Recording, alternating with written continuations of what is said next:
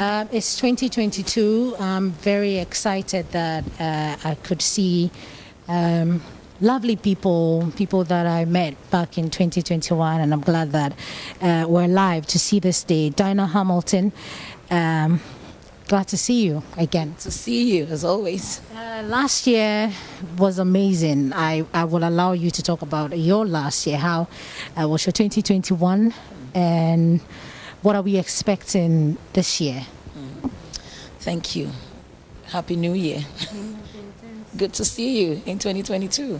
Glad you didn't leave us in 2021, and I'm just happy that everyone is with us. And I want to let everyone know that you deserve to be in 2022. That's why you're here.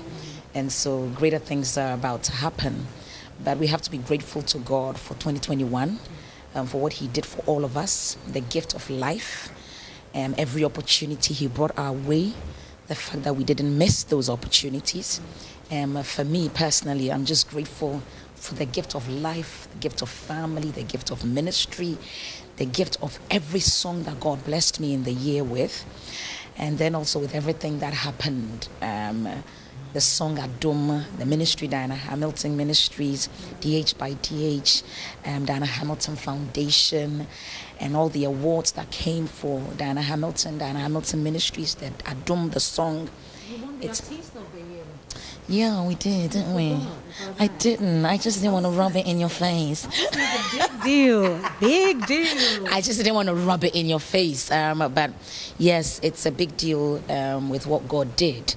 To pick up all those awards and to pick up Artist of the Year in all the big awards schemes was amazing. But it goes to prove that God can use anyone and anything. And so we're grateful. We're also grateful that our hard work is paying off.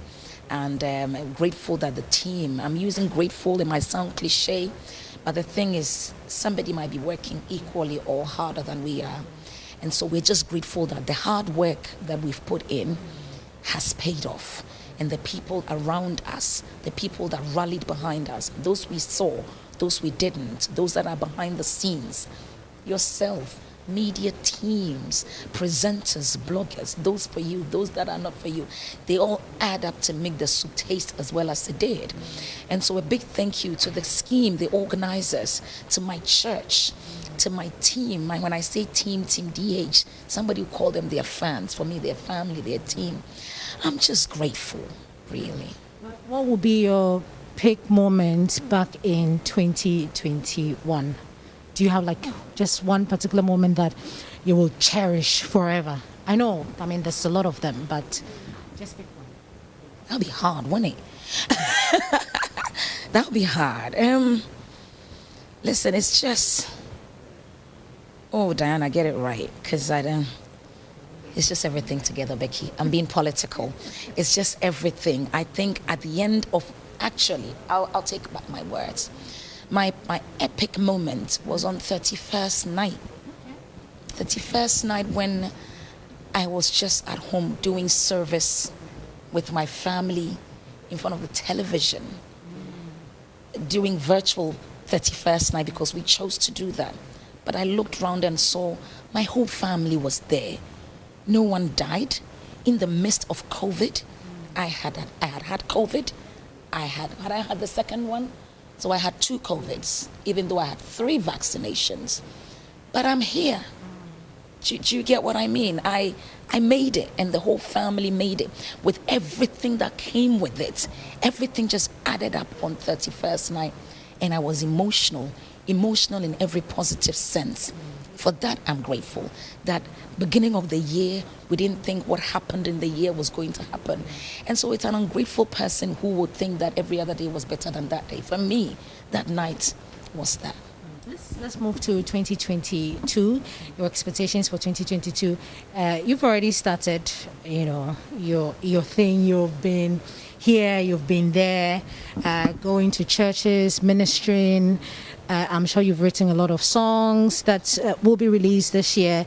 Diana Hamilton Experience, now Awake Experience, is coming up. What are we expecting this year? Oh, we can plan, but it's God that will execute it and let it come to pass. But yes, we have planned. We have planned. We've written songs. We're in the studio. We have released a Radiye, which is doing amazing. And then A Wake Experience of Diana Hamilton is coming on the 13th of February in Accra and the 20th of February in Kumasi. Promises to be a great night. If you've ever been to Experience, you know that the present is always better than the previous, which means 2022 is just going to be super amazing. Obviously, we've changed venues. Yeah, I was going to ask you why. I mean, you had to move it. The Perez Dome is huge. Woman of faith, everybody. But yeah. But last year, we know what happened at Calvary Temple, that we oversold. We had to turn people away. The room was overpacked. And so I think if we had come back again with Calvary, people would have been very crossed with us. And so we knew we had to move it to a bigger place, hence Perez. And so if you didn't get a seat, you can be rest assured that this year you will get a seat. And so let's turn up in our numbers and trusting God for great times. When I say great, seriously praying into it, seriously having a lot of meetings behind the scenes, getting the creme de la creme of event organizers to put this together. So physically we're working, but spiritually we're also working. So when is the Experience moving back to London? Because I know that right after Accra or Ghana edition, we have another one in London, but it doesn't look like you're planning anything. What makes you think it doesn't look like I'm planning anything? You're sitting here, I'm asking you. You haven't. I am. Okay, praise the Lord then. We're looking at September. Okay, please. You sure? That's okay. I got you. But I mean, before I let you go, I don't miss on standby. Before I let you go, what other things that you think that your DH family should know? What else? I mean, of course, you spoke about songs that you've written, things that we're releasing this year, and all of that. But I mean, what should we expect? Well, I think just yesterday we took a trip to the OT region to put up a 5-classroom block for the community, the Dodo Tamale in the Dodo Amamfrom district. And that's what the Diana Hamilton Foundation is doing. I recently did the Dine with Diana, and God touched the hearts of people to give us money to do the charity wing of this ministry. And we have started. We got more than we needed for the school, and so we're tackling other areas, but we're still asking people to support us the more so that we can do more. So that's one thing, and everybody that's coming to Experience with Diana Hamilton knows that whatever you're giving, some of them is going towards the Diana Hamilton Foundation. And so that's the charity wing of Diana Hamilton Ministries. There's the fashion side of Diana Hamilton, the DH by DH, yes. Amazing, amazing, amazing. We're trying. We're a baby company, yeah. Which one is your favorite? Well, all of them, you know, like the new ones are always. Yes, I'm wearing one. This is one of our first collections. Please, when you're done with this interview, yes, right? Yeah, I'll let you have it. It's a deal. Yeah. But yes, look out for more songs. Look out for more deals. Look out for more partnerships. Look out for more mergers. But most importantly, look out and be expectant of a mighty move of God through this ministry, because it is a primary cause why we are here. I'm not here because I'm a nurse. I'm here because God gave me a voice. And out of that voice, we've had a lot of branches coming out. And so our prayer is that that part becomes solid and immovable. Then we launch out into other areas. Thank you so much. We're looking forward to everything that the Diana Hamilton Foundation, the Diana Hamilton brand, is bringing on board this 2022. Thank you. Thank you. What should a chet do to such people? I think we should love them. You know, they're very lost. And if you find a man that's crazy and you tell him you're crazy and he says, "Get up, I'll slap you," you don't hit him with a stick, because you know he's mentally deranged. He's challenged. So you want to rather find other ways of getting through to him to be able to pull him to yourself. If that was your son, would you just beat him up and No, you'd find other means of pulling them in so as to begin the engineering of change. And that's what we should do with these people. Love them, tell them the truth. The in the face sometimes is good, but let's balance the activity. Anna, do we have a movie industry? We are trying. We are trying. I think that the tree department is doing. That's the tree department. And I don't like to call it Kuba Wood. Okay. When you say Kuba Wood, I like the tree department. my whole life is changed as a tree department. I know. Oh, really? No, I think the I was I think say. I think that the tree people, you know, they have a lot of.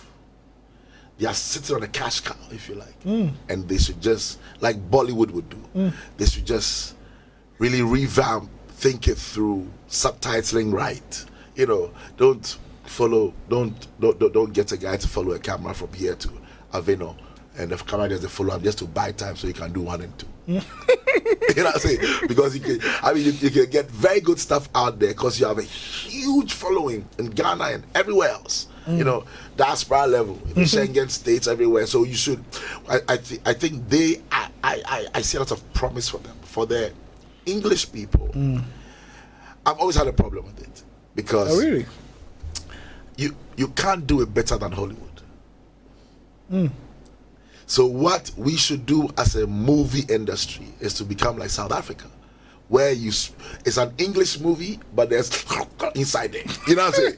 Yeah, they mix. Yeah, and then they subtitle. So you under G sell your culture as a people, and then that's what people want. People who are not Ghanaian want to see. The Ghanaians who are in the diaspora and stuff, they want you want to say Jacko and laugh. They don't want English is there. They don't want to, but we should be able to marry it to make it right, so as to satisfy our local audience and also, you know, endear the foreign audience to make it bigger. Quite interesting.